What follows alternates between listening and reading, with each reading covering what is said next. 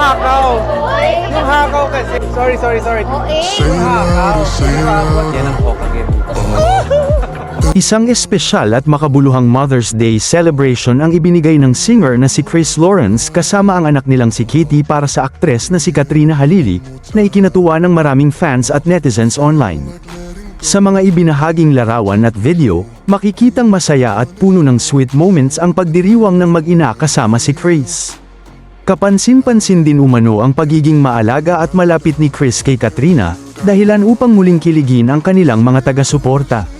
Hindi tuloy na iwasan ng ilang netizens na mapansin ang tila Hokage move ni Chris dahil sa pagiging gentleman at sweet nito sa aktres.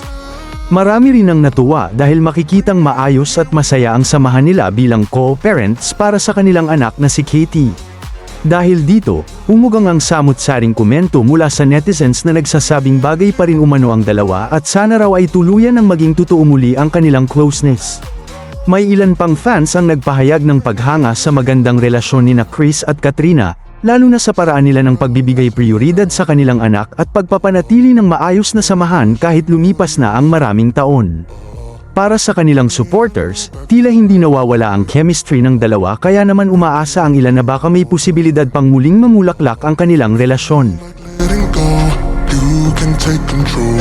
You can turn this all to something beautiful when you feel life gets you down, gets you